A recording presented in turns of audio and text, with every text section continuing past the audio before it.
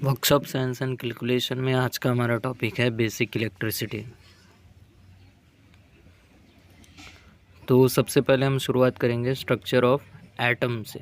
Atom क्या होता है? सबसे छोटा पार्ट होता है किसी भी मटेरियल का, सब्सटेंस का, ठीक है, जो हर जगह पे प्रेजेंट है। जैसे कि यहाँ पे स्ट्रक्चर ऑफ एटम दिख रहा है, इसमें सबसे सेंटर में देखिए कि न्यूक्लियस है, ठीक है, सबसे सेंटर में होता है न्यूक्लियस। अब इस न्यूक्लियस में आपको पॉजिटिव वाला जो दिख रहा है इसे हम बोलेंगे प्रोटॉन, और जो विदाउट एनी चार्ज दिख रहा है उसे हम बोलेंगे न्यूट्रॉन। पॉजिटिव चार्ज, इसीलिए आप एग्ज़ाम में आपको क्वेश्चन भी आ सकता है कि positively charge particles are called protons and neutral particles are called neutrons. Electrons जो है वो आउटर शेल्स में या ऑर्बिट बोल सकते हैं कि आउटर सेल्स या ऑर्बिट में एग्जिस्ट करते हैं, जैसे कि यहाँ पे नेगेटिव चार्ज के थ्रू आपको दिखाया गया है, ठीक है। तो negatively charge particles are called electrons.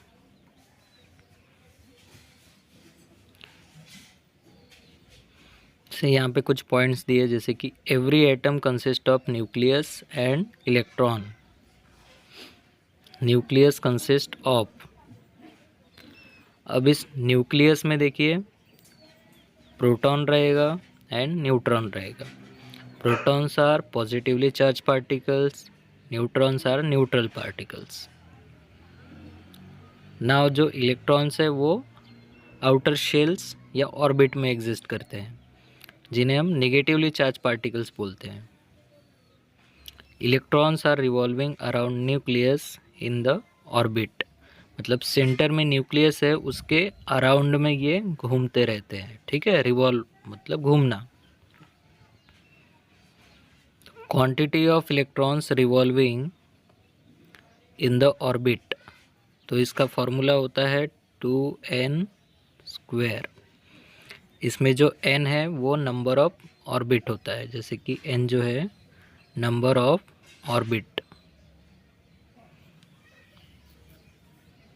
Number of valence electrons in the outer most shell और orbit of an atom is called valence electrons.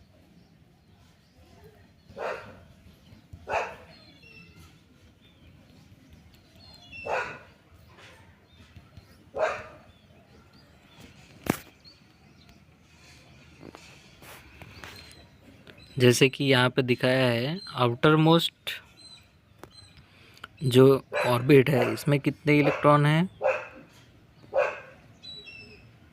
ये एक और ये दूसरा, मतलब सिर्फ 2 वैलेंस इलेक्ट्रॉन है इसके पास में। तो इस एटम के लिए पॉसिबल, जैसे कि ये कितने नंबर का ऑर्बिट है? तीसरा, तो तीसरे में हमको फॉर्मूला है 2n², है ना, 2n²।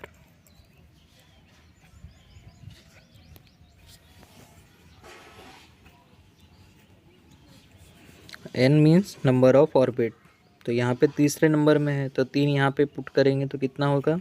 2, 3 का स्क्वायर, 18 इलेक्ट्रॉन होने चाहिए यहाँ पे।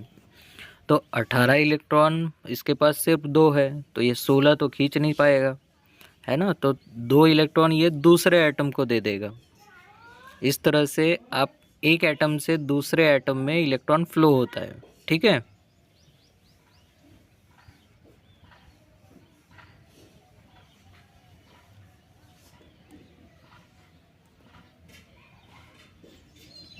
और यही जो फ्लो ऑफ इलेक्ट्रॉन है इसे हम बोलते हैं इलेक्ट्रिसिटी और करंट।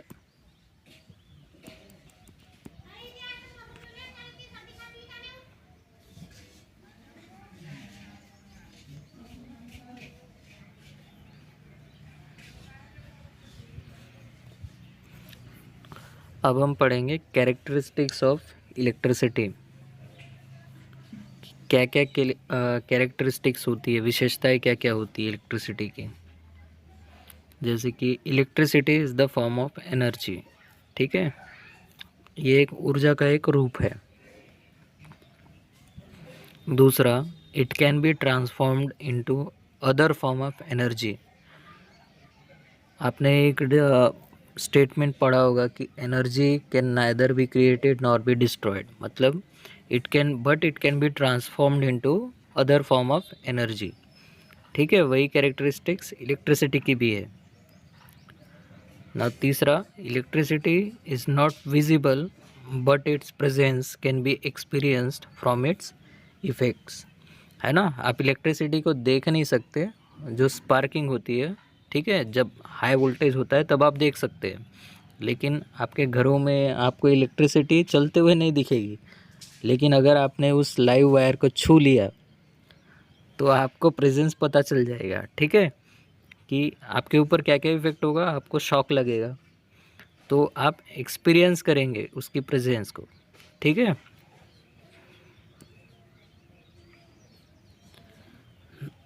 इसके बाद और जो टॉपिक है वो है सोर्सेस ऑफ इलेक्ट्रिसिटी, कि इलेक्ट्रिसिटी के कौन कौन सी सोर्सेस होती है। तो इसमें सबसे पहला है हमारा बैटरी। जो बैटरी है, आपके मोबाइल फ़ोन्स में जो आप जो वीडियो को देखेंगे या फिर जो भी आप उपकरण उपयोग करते हो, उनमें कोई ना कोई एक बैटरी लगी हुई होती है। जैसे मोबाइल हो गया, लैपटॉप हो गया, ठीक है। आजकल तो बल्ब भी बैटरी के साथ में आने लग गई है। तो इसमें क्या होता है कि energy is stored in the form of chemical energy, जैसे कि लीड एसिड बैटरी है, ठीक है, जो इन्वर्टर्स के साथ में आप बैटरी लगाते, बड़ी वाली लीड एसिड होती है। आपके मोबाइल फ़ोन में जो लगता है वो है लिथियम आयन की बैटरी होती है। ठीक है, ये कंपैरेटिव छोटा होता है। तो इसमें क्या रहता है, केमिकल्स भरे हुए हैं, अलग अलग मटेरियल्स के भरे हुए हैं, तो इनमें एनर्जी स्टोर होती है। दूसरा जो है वो है जनरेटर, कि आप जनरेट करेंगे इलेक्ट्रिसिटी को। अब जनरेट कैसे करते हैं, the machine converts mechanical energy into the electrical energy. तो मतलब कोई ना कोई एक मैकेनिज़्म है यहाँ पे, ठीक है, मशीन है जो कन्वर्ट करती है मैकेनिकल एनर्जी को इलेक्ट्रिकल एनर्जी में। मैकेनिकल मतलब कि कोई भी एक फिज़िकल जो बॉडी है वो मूव हो रही होती है, ठीक है, उसके द्वारा आप इलेक्ट्रिसिटी जनरेट करेंगे। जैसे कि मैग्नेट हो गया, एक वायर के पास में अगर आप मैग्नेट को मूव करेंगे तो उस वायर में इलेक्ट्रिसिटी जनरेट होगा। ठीक है, तो जनरेटर का सबसे बेस्ट एग्जांपल है हमारा थर्मल पावर प्लांट्स, जिसमें कि हम पानी को गर्म करते हैं, उसका वाष्प बनाते हैं, है ना, भाप बनता है पानी का, और फिर वो टरबाइन को रोटेट कराता है। ठीक है, तो इसमें हम यूज़ करते हैं कोल का हीट करने के लिए। तो इस केस में देखो,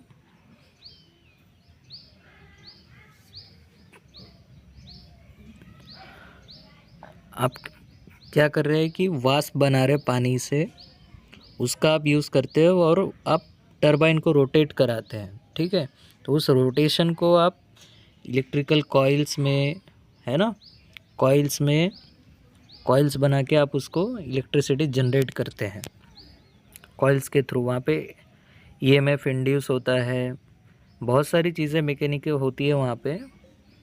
अब वहाँ पे वायर्स का यूज़ बहुत होता है। ठीक है, नाउ थर्मोकपल, तीसरा जो है वो है thermocouple. Two different metals are joint and their end is heated, due to this potential difference और voltage induce across the end. ठीक है, तो थर्मोकपल तो ज़्यादातर हम यूज़ नहीं करते, आपको मेनली यूज़ याद रखना है बैटरी का एंड जनरेटर का। जनरेटर में एक एग्जांपल थर्मल पावर प्लांट का है, दूसरा हाइड्रो इलेक्ट्रिक पावर प्लांट का है जो कि रिवर्स पे बनाते हैं। ठीक है, और भी बहुत सारी चीज़ें, जैसे कि पवन चक्की हो गया। ठीक है, पवन चक्की, उसके पंखे घूमेंगे तो उसके द्वारा भी मैकेनिकल एनर्जी इलेक्ट्रिकल एनर्जी में कन्वर्ट होती है। सोलर एनर्जी हो गया, है ना, सोलर पैनल्स के थ्रू में आप इलेक्ट्रिसिटी जनरेट करते हैं। तो ये रहा sources of electricity.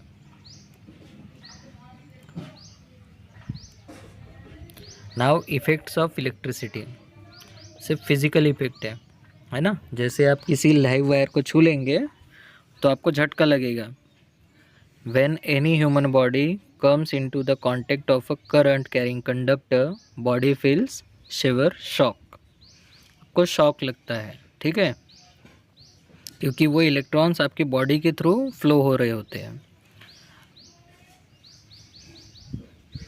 Then second है magnetic effect. When an electric current passes through any coil, magnetic field is produced around it. इसके एग्जांपल्स में इलेक्ट्रिक बेल है, जनरेटर्स हैं।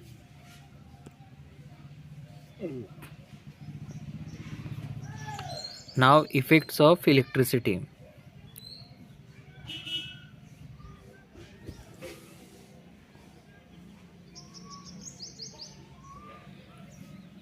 नाउ जो तीसरा इफेक्ट है वो है heating effect. Due to resistance heat is produced in the conductor.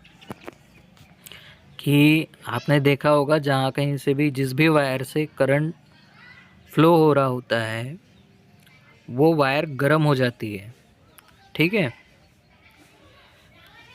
अब ऐसी कोई एक मटेरियल होगा जिसका इस्तेमाल आप हीटर के रूप में करते हो, उसमें देखा होगा आपको रेजिस्टेंस बहुत हाई मिलेगा, ठीक है।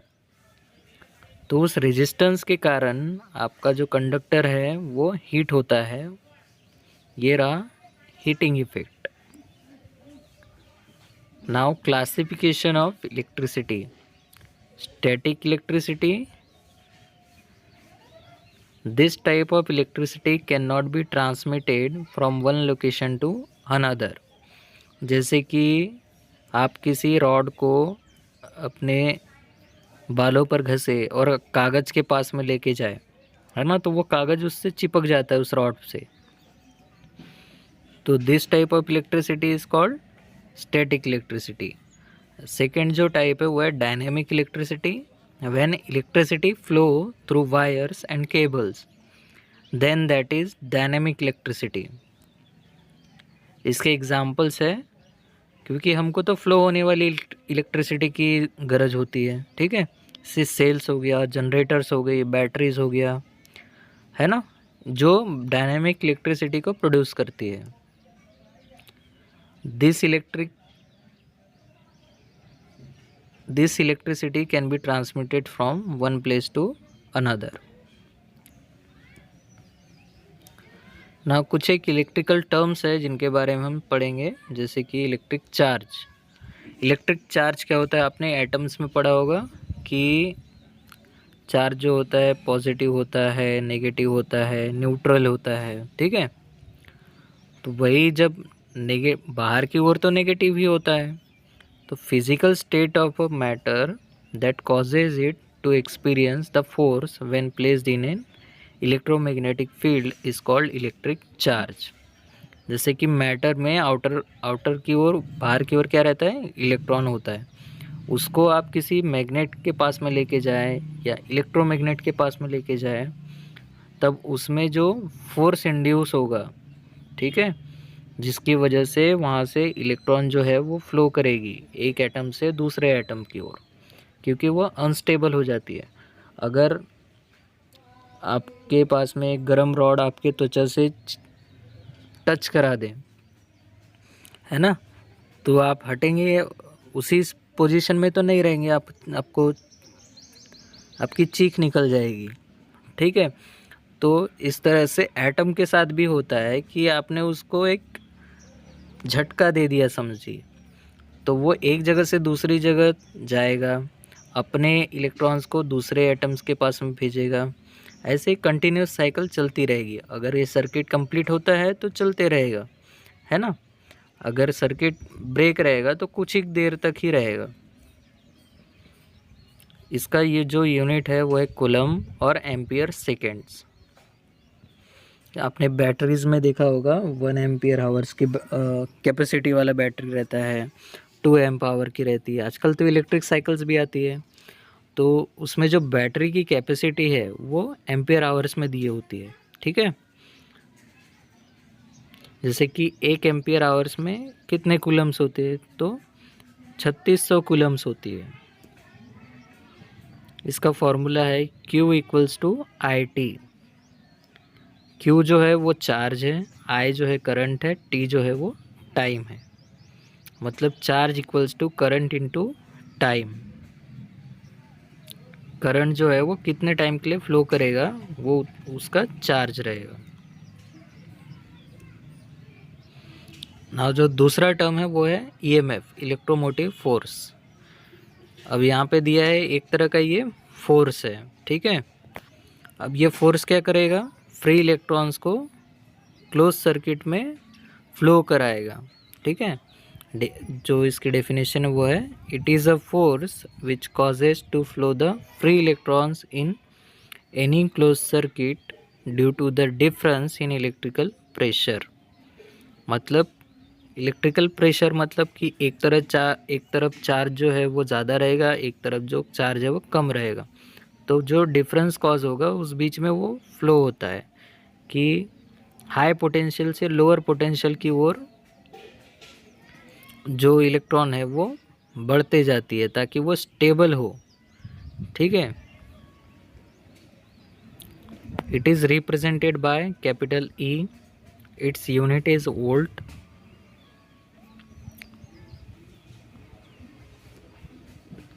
Voltage. The difference in electrical potential of two charge bodies is called potential difference और voltage।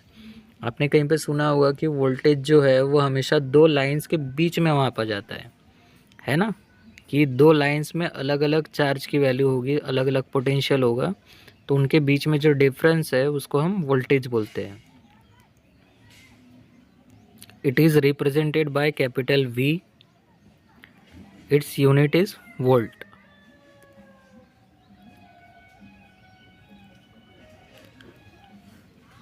करंट। करंट क्या है, the flow of electrons in a conductor is called current. Current is represented by capital I, its unit is ampere.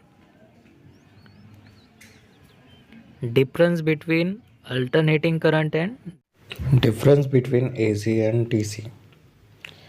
DC means direct current. Magnitude of the current changes, but the direction of the flow remains the same. It cannot be step up or step down as the frequency is zero. जैसे कि यहाँ पे diagram में दिख रहा है आपको, current आप चेंज कर सकते हैं, यहाँ पे कांस्टेंट दिया हुआ है, लेकिन फ्रीक्वेंसी ज़ीरो है। मतलब करंट विद टाइम इसमें जो पोलैरिटी है आपके सर्किट की वो चेंज नहीं होती है। Alternating current, magnitude of the current changes and the direction of the flow changes periodically. मतलब सर्किट की आपकी पोलैरिटी जो है प्लस माइनस की वो चेंज होते रहती है, और वो 1 मिनट में जितनी बार चेंज होती है उसी को हम फ्रीक्वेंसी बोलते हैं, उसे हम हर्ट्ज में नापेंगे।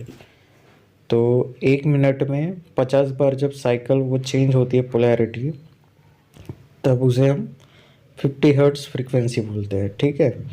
तो इंडिया में 50 हर्ट्ज फ्रीक्वेंसी है। इसे आप स्टेप अप भी कर सकते हैं एंड स्टेप डाउन भी कर सकते हैं। जैसे कि यहाँ पे डायग्राम में दिया हुआ है कि करंट की वैल्यू चेंज हो रही है ये विथ पीरियड, विथ टाइम, ठीक है।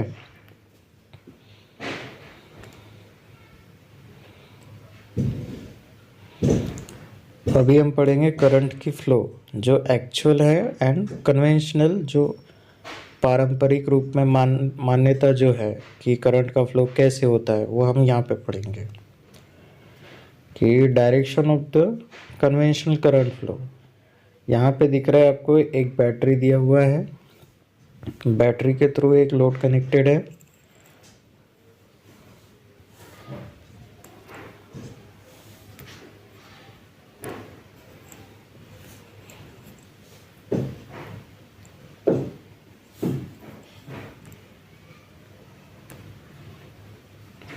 ये जो है ये लोड कनेक्टेड है,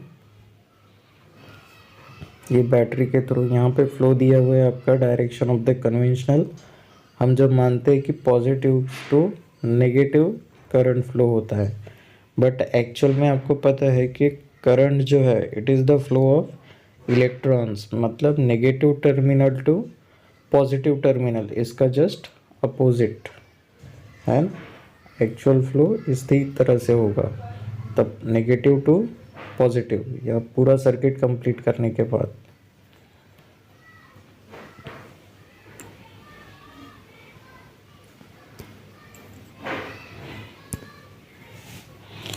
नाउ ओम्स लॉ।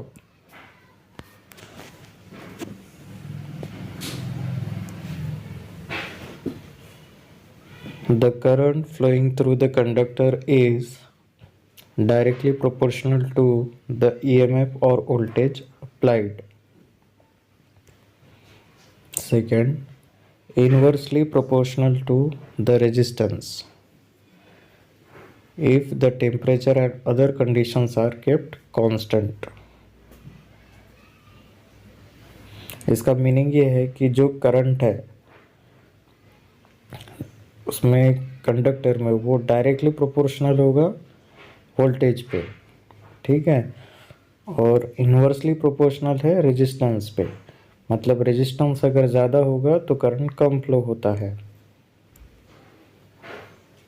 उसी से हमारा ये रिलेशन बना, I equals to I is directly proportional to voltage, inversely proportional to resistance. I equals to V by R, और उसी को एक अलग फॉर्म में V equals to I are.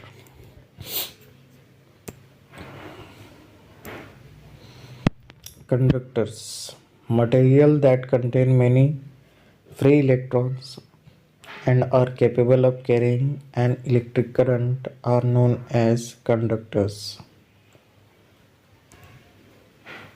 Example: silver, copper, gold, aluminium, इन्हीं चीज़ों से आप कंडक्टर बनाते हैं। हम सब के घरों में कॉपर से बने हुए तारों के कंडक्टर्स इस्तेमाल में लाए जाते हैं, बिकॉज इट इज़ इकोनॉमिकल और ज़्यादा समय तक टिकता भी है।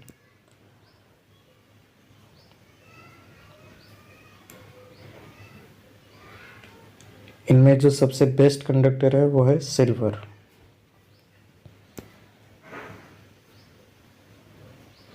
जो कंडक्टर्स है उसकी कॉस्ट हमेशा कम होनी चाहिए, क्योंकि आप वाइट बहुत ज़्यादा यूज़ करते हैं, है ना, तो उसकी कॉस्ट कम रहेगी तो ज़्यादा अच्छा रहेगा। नाउ कंडक्टर्स की जो इलेक्ट्रिकल प्रॉपर्टीज़ है वो देखते हैं। The conductivity must be good,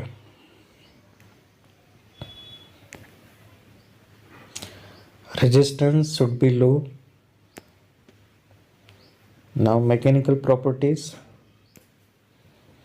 it should have good conductivity, means कि आप उसको वायर में बना सके। It must be corrosion resistance, तो corrosion कम हो, जंग ना लगता हो।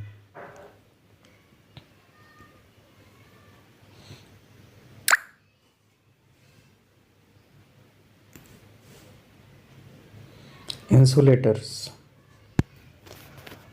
इंसुलेटर्स मीन्स कुचालक, वो जो करंट को फ्लो नहीं होने देते।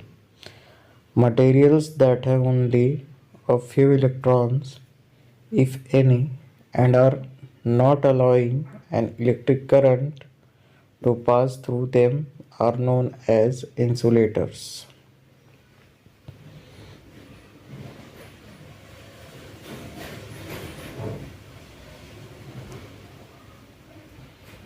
Porcelain, dry paper, wood, glass, plastic, rubber, etc.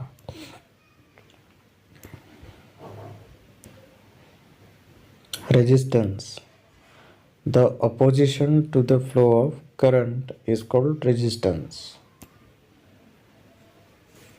Conductance, conductance जो है वो रेजिस्टेंस का अपोजिट है, मतलब The ability of conductor to conduct an electric current is called conductance.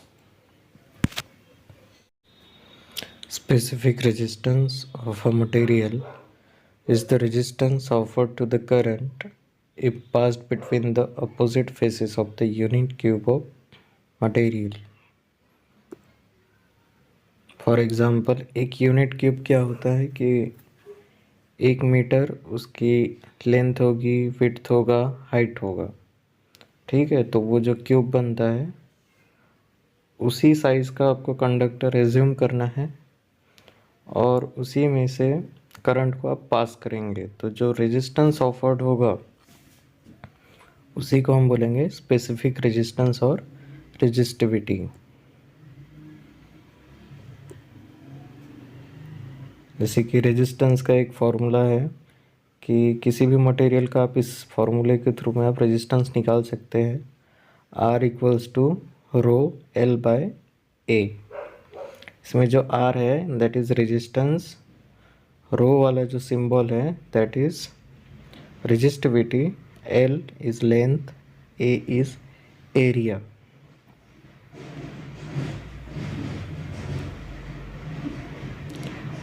Conductivity opposite of resistivity means conductivity को आप कैपिटल के से दर्शाएंगे, स्पेस रेजिस्टिविटी को आप रो से दर्शाते हैं। तो conductivity equals to 1 upon resistivity.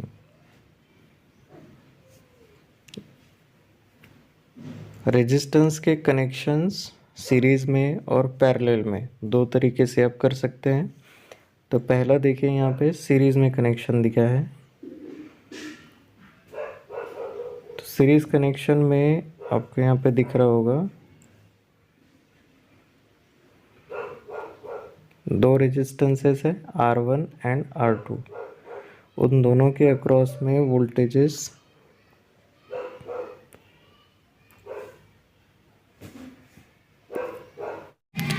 What is the central part of an atom? तो सेंट्रल पार्ट ऑफ एटम होता है nucleus. Question number 2, the electricity is a kind of energy.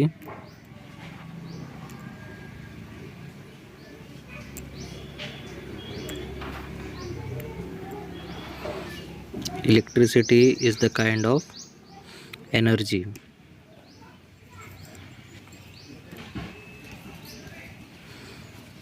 Question number 3, the unit of electrical charge is.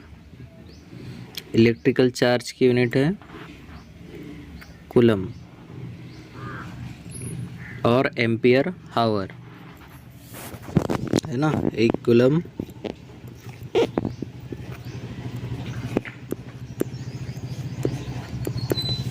Equals to 3600 amp हावर। ये भी आपको याद रखना है। एक कूलम का कितना होता है 3600 एम्पियर आवर। हो सकता है एग्ज़ाम में आपको ये भी क्वेश्चन आ जाए।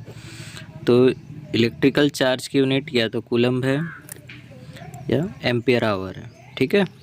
दोनों में से आप कोई भी एक, या अगर ऑप्शन में एम्पियर आवर भी होता तो उसके टिक करते, ठीक है। Question number 4, volt is the unit of. Volt is the unit of potential difference, और इसके लिए अलग टर्म है वोल्टेज, ठीक है। Volt is the unit of potential difference और voltage. Question number 5, convert voltage 3.3 kV into volts।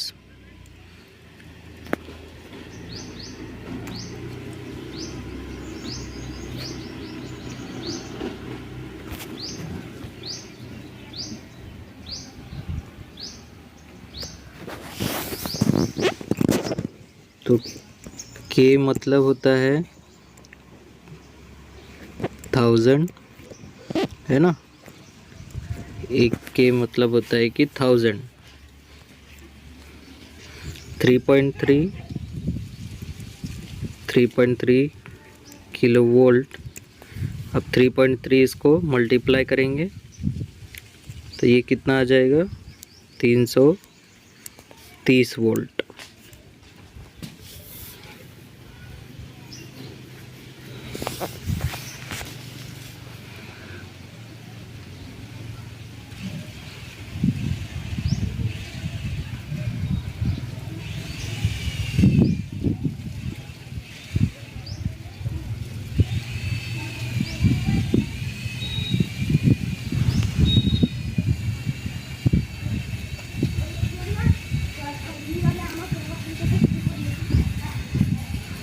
What is the equivalent of 0.65 volts in millivolt?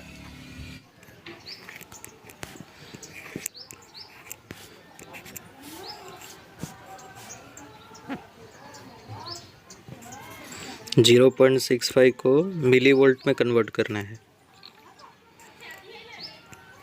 तो ये होगा 650 मिली वोल्ट।